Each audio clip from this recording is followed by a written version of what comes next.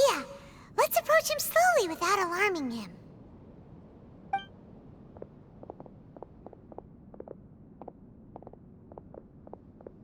Wait.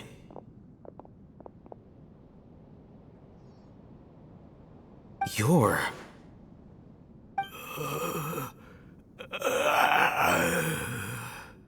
He can't speak, and his eyes are unfocused. But he looks too young to be anyone's grandfather. Also, why is he the only one here? Didn't expect to see him here. You know him? He's Razak, a senior of mine at the Academia. He's a scholar too? Is he the kind that holes up in a forest and mumbles stuff about training? No. And that's the problem. Razak was never involved in any of those things. He never trained in the forest, let alone reach Satyavada life. Leaving that question aside for the moment, him being here alone means that we might be too late. Looks like they've already taken everyone away. For whatever reason, they left Razak here.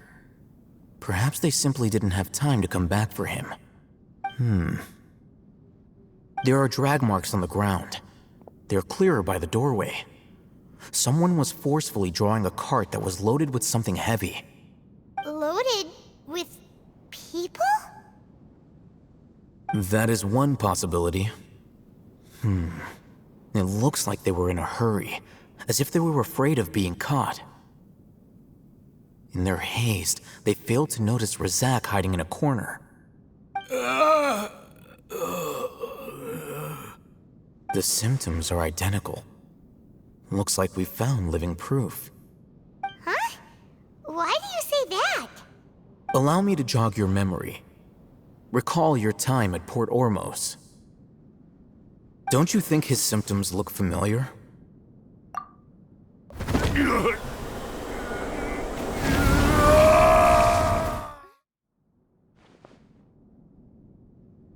Oh, now that you mention it, they're acting the same way. Correct. The Academia is behind all of this. It isn't difficult to deduce their rationale. First, the Academia spread a false rumor of King Deshret's resurrection, emphasizing the role of the village keepers, the mad scholars who were exiled to Aru village.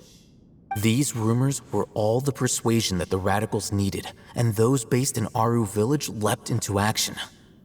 Unbeknownst to them, of course, through rounding up the scholars, they were actually helping the Academia. As well as being able to exploit the radicals for their own ends, this scheme has one further advantage to the Academia. All the risks and responsibilities are offloaded onto King Deshret's followers.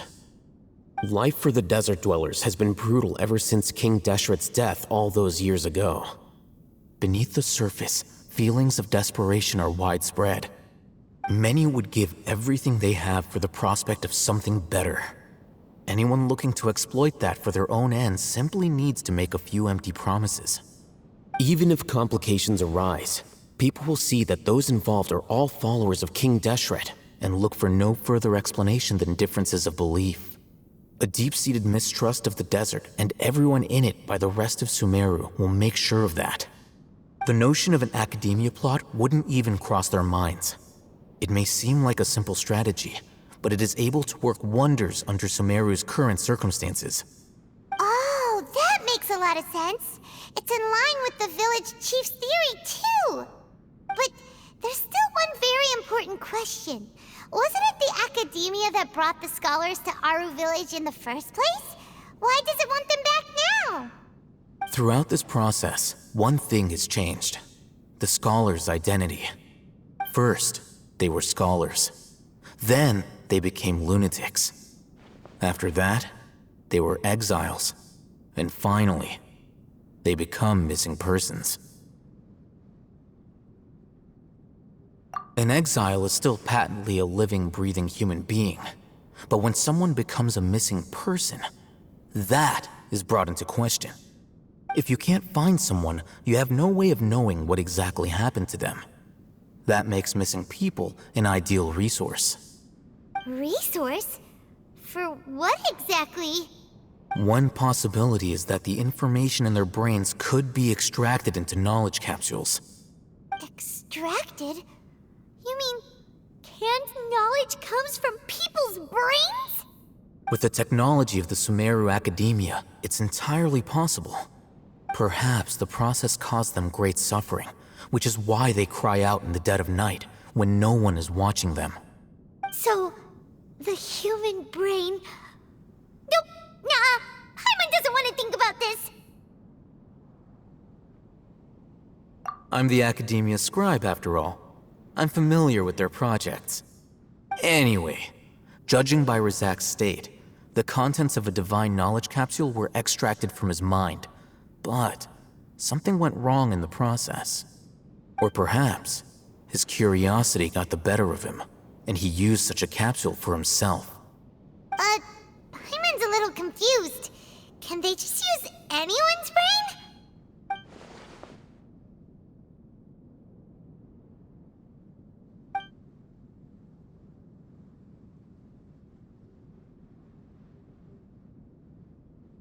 The look on your face tells me you've realized the answer.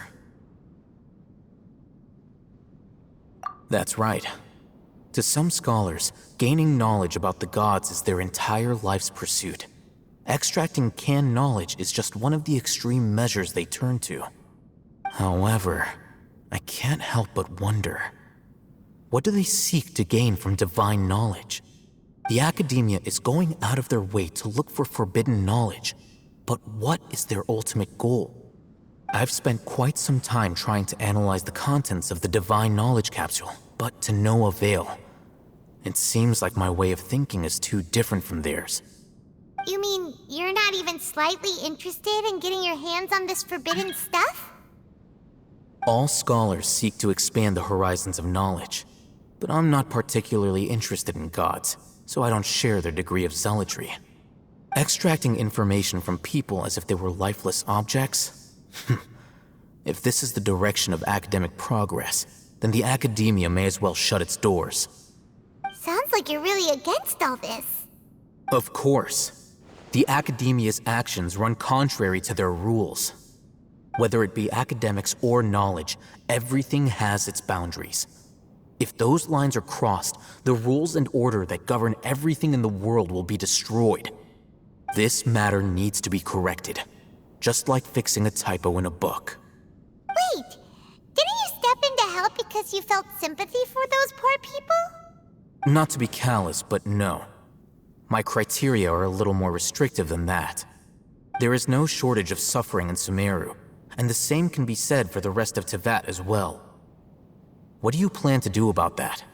Save every last person? Probably not. Paimon's not sure. You can say that.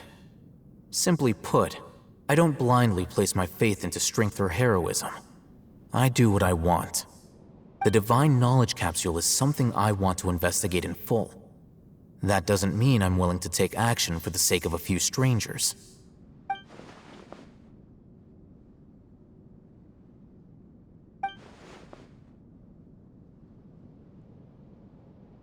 Paimon's been wanting to say this for a while. There are a lot of bad guys in the Academia, but you're not one of them. You're their weirdo. You're probably right. Though I must say, I quite enjoy this feeling of being the odd one out. Uniqueness is also an asset, is it not? Wow, that's a great way to think about it. Paimon's really impressed. If only Miss Shani had a similar mindset, her life would definitely be a lot easier. I'm just a more likable person than her in general. There's nothing more to it than that.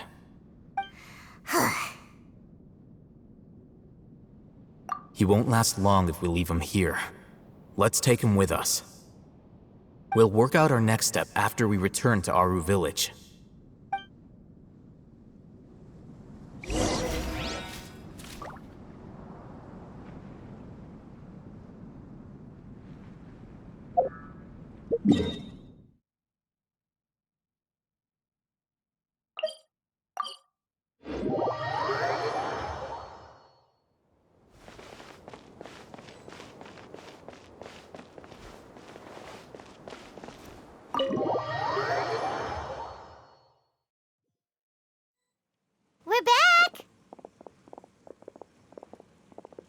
You must be tired.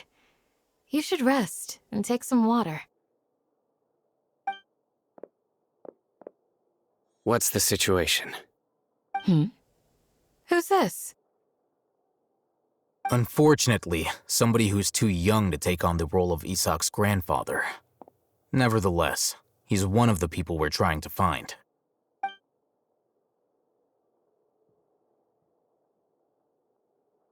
So, at one point in time, the abandoned Elezear hospital served as the Academia's site for extracting divine cant knowledge. Yep, pretty much. Their plan must have been implemented at some point before we arrived at Aru Village, since divine cant knowledge has been in circulation for a while now. Yet, they fled once we were headed to the village, almost as if they knew we were on their trail. Why is that? Yeah, why is that? We may have a mole in our midst. One of us could be secretly revealing our whereabouts to the Academia. Huh? Are our friendships that shallow? Looks like none of you have realized wherein lies the issue. Sino, you're the reason why they can predict our movements. Wait, what's that supposed to mean? Choose your next words very carefully. It is simply a logical inference. I have my reasons. So what you're saying is... Sino's the mole. Interesting. And here I thought you were the most suspicious one, Alhaitham, since you were always acting alone. I know. You have a point. But I realized something as we were returning from the hospital. Sino isn't like any of us. What are you trying to say? Do you still remember who you are, General Mahamatra? As a Matra, you are no doubt privy to certain kinds of information. Before you can take action against someone, you are required to have all the facts available, including the less than savory details. Simply put, the Academia has traditionally allowed you access to a wealth of sensitive information. Knowing their modus operandi, wouldn't you expect them to take precautions against you? If you want to raise a vicious wolf, you need to make sure that you can avoid its bite. The Academia is monitoring me? It's not that simple. The Academia has eyes all over Sumeru, but they have a special protocol for dealing with you. Every so often comes a Nyagarbaha Day. On this day, the Academia enters new information into the Akasha through knowledge capsules. I remember seeing the thick notebook next to the control panel once. Its contents were all about the General Mahamatra, his activities throughout the day, preferred methods of enacting judgment, everything. You're saying that the Academia entered my information into the Akasha too? But what's the point in doing that? My actions aren't important enough to be added into the Akasha. The Akasha is capable of computation. The Akasha's algorithms are entirely capable of predicting your movements using the data entered.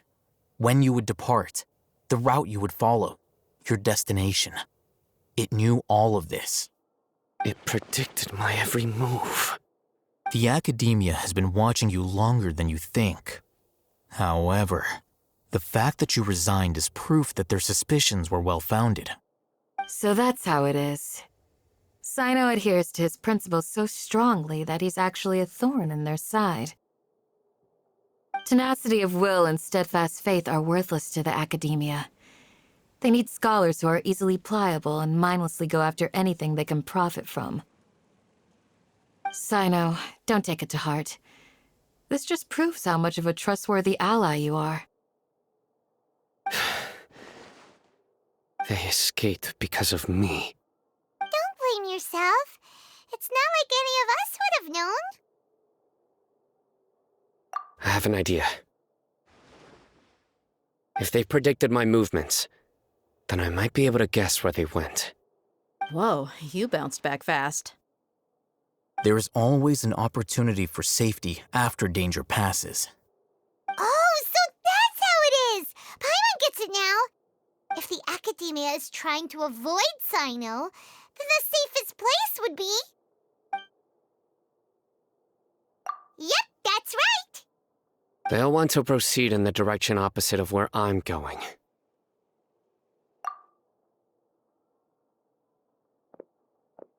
I must go. There's also something I want to investigate.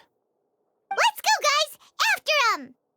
Please, wait! I want to go too! You want to go too? If so, you have to promise you'll stay safe. I want to find Grandpa. I promise I'll be careful and not cause any trouble. Everyone, I leave him in your hands. Yay! Let's go! Remember to pack some food with you! Paimon feels like we're missing someone, though.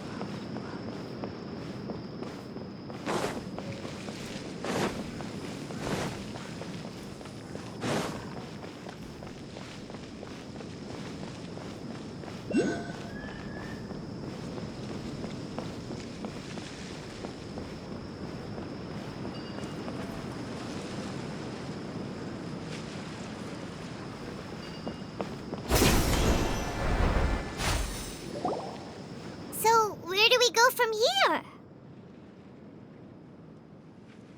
Yes. After leaving the village, we should head straight toward the desert.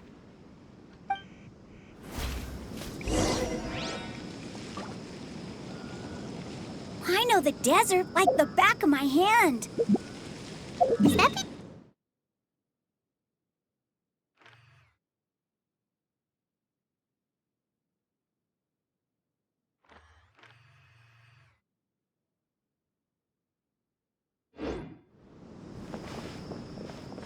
Yep. One time, Grandpa almost got lost in the desert. But I was the one who brought him back.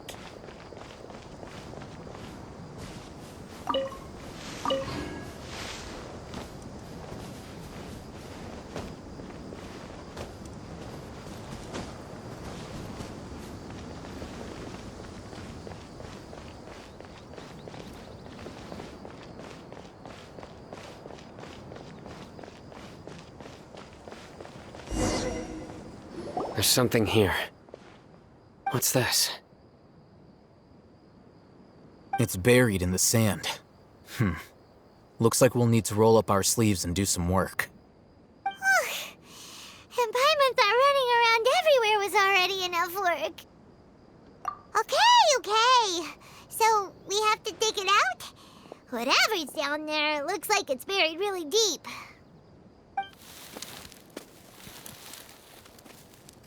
These are likely fragments of an academia-developed device, something akin to a headset. Looks like there were more than one village keeper. They must have been escorted this way because there are device fragments scattered around here. Let's split up and search the area. Chances are that we'll find other things nearby.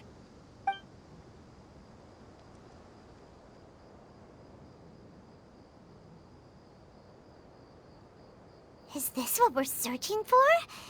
It looks kinda scary. This is definitely a device used to extract divine knowledge.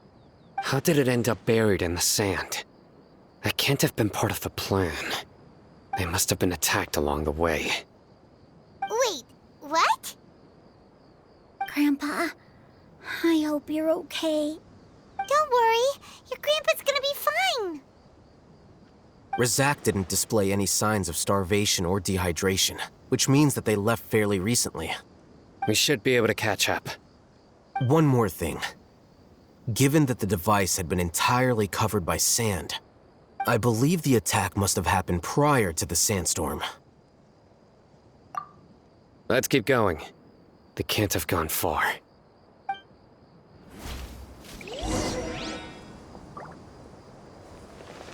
Ugh, but running on sand is so tiring. But you're flying, aren't you, Paimon? Is flying over sand tiring too? Ugh, of course it is.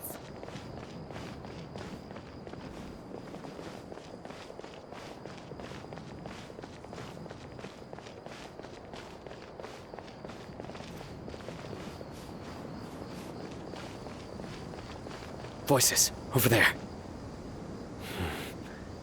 It sounds like an argument. Whoa, you have really good ears. Don't get any closer. They'll notice us. Dia's talking with the Eremites? Very interesting. Let's listen in. If you had informed me sooner, there'd be plenty of room for us to... You're one of us. We would never lie. Scholars. You don't know as much as I do. Need me to... I knew it. That's our Dia. Dia? Why would you? Dia! Hey, what are you doing? Huh? Didn't you say you'd help me find Grandpa? Why are you on their side? Well, look who's here. Ain't that something?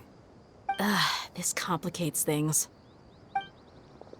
You've betrayed Aru Village? So, this is the great General Mahamatra. Dear, you'd be better off as my assistant than hanging around with this motley crew. Seen for yourself. I have the means and methods, and my ideals are far more admirable than theirs. I'm not the type that's easily swayed, Raman. You of all people should know that. Wait, what's going on, Dia? Whose side are you on here? Shut it, Paimon. It doesn't matter. Whichever side you pick, nothing can deter us from the grand mission of resurrecting King Deshret. Once our Lord of Old returns to this land, we will have a new beginning. Face the facts, Raman. It's not gonna happen. You should understand that more than anyone. Have all your years as a merc taught you nothing about placing hopes in a ruler? I'm a desert dweller and a proud follower of King Deshret. Whether I live by the edge of the sword or in peaceful comfort, my soul will always carry this conviction. It's not too late yet. The village mad scholars aren't gonna bring King Deshret back to life. You don't understand, my dear lady. Pursuing our faith is our purpose in life. Even if the chance of success is 1 in a million, we must be willing to give everything we have. Even if it'll expose you to the academia? Even if they end up disbanding the Eremites? Your Eremites, which you've worked so hard for all these years? Yes. We've waited a long time for this day to come. The sun and the moon no longer shine here. All you see now is cracks in this desiccated land. But fate has finally dealt me a hand to play against the Academia. With these scholars in our custody, we'll stomp the Academia's forces and fight our way beyond the wall of Samiel. Ridiculous. Think about it. The Academia controls the entirety of Sumeru. Your powers are negligible in comparison. If you still don't believe me, then try asking these 2 men. They're also against the Academia, but neither of them are as arrogant as you are. They look more like pawns of the Academia to me. Why would I listen to anything the people of Greater Lord Rukkhadevada have to say? Filthy traitors. Your god abandoned all honor and betrayed King Deshret. We desert dwellers will never trust the likes of you. It's impossible to communicate with someone so hostile. Perhaps we should. Do you really believe that by kidnapping the scholars, you'll be able to negotiate with the academia? These people have no value as bargaining chips, but I could be persuaded to take their place as your next hostage. These scholars were exiled from the academia. I, on the other hand, am their current scribe, and will be a much greater asset to you. Wait, you can't be serious. So, you want to trade places with the hostages, do you? Precisely. Any wise person would gladly accept my offer. What are you thinking? What if they decide to kill you instead? Well, that would be bad luck for me. However, I'd get the chance to observe the scholars, perhaps even find out the truth. Think you can talk me over with that confident look of yours? I'm not trying to persuade you. I'm using this as a means of joining forces against the academia. You are the scribe. What do you have against the academia? Not all desert dwellers believe in King Deshret, and the same applies to the academia. Why must all knowledge seekers approve of the academia's way of doing things? You academia scum. Every last one of you is nothing but a hypocrite, just like everyone else on the other side of that wall. I've made myself clear enough. I won't listen to another word from the Dendro Archon's people. Not so fast. I'll hate them. Do you stand by everything you just said? I never make empty promises. You know you're making a dangerous decision, right? I do. Good. Raman, hear me out. These people are my friends. Maybe you can't take the followers of the Dendro Archon at their word, but what about me? Do you trust me? We've known each other for years. Of course I do. In that case, I'm willing to vouch for their honesty with my right arm. Come on, Raman, don't be a coward. If you're serious about taking on the academia, you need to steel yourself. You can't be afraid. An arm from the Flame Mane. You've piqued my interest. But what if you refuse to oblige? What should I do then? No one's a fool here, Dia. We're mercs. And mercs don't tend to live long unless they have their wits about them. You're not wrong, but this is different. I promised my friends that we'd bring back the village keepers together. Let's do it right here, then.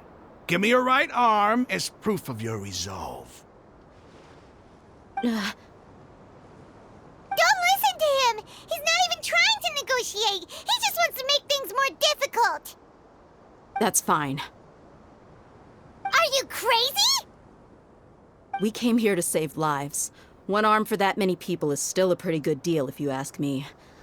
Raman, I'm holding up my end of the deal here. You'd better not let me down. Sure. Go ahead and cut off her right arm.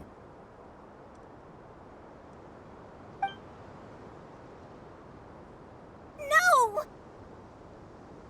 Dia! What are you gonna do? Think of something! You don't have to go this far. That's not for you to decide. Do it! Dia!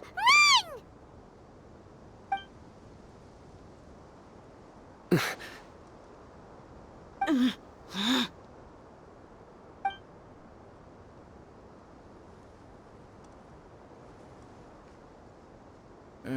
Stop!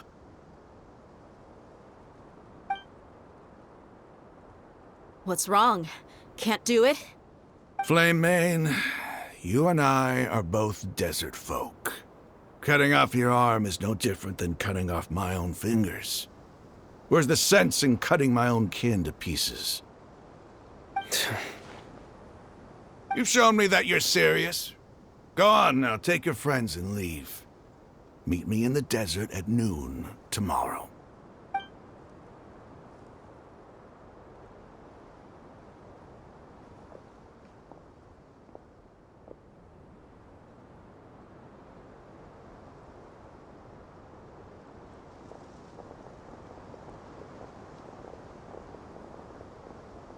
Phew.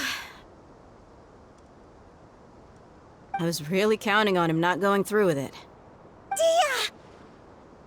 That was crazy! Have you all lost your minds? What if he'd actually cut your arm off? Then I'd just have to hold my claymore with my left arm.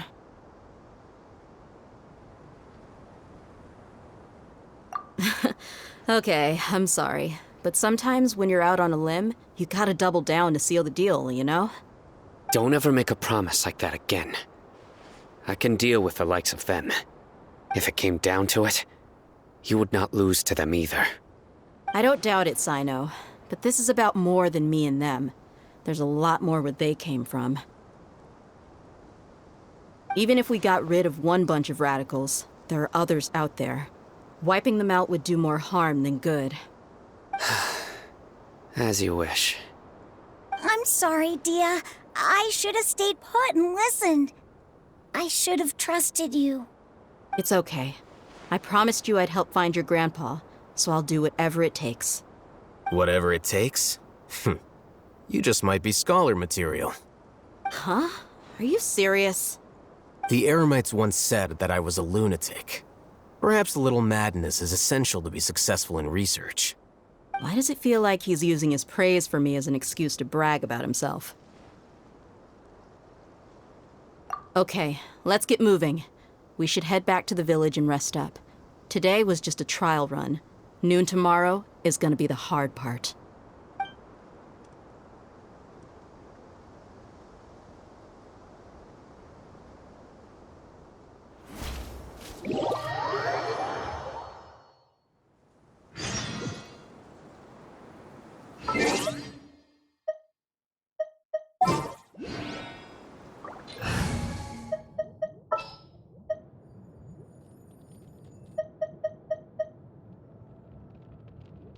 I can't wait any longer!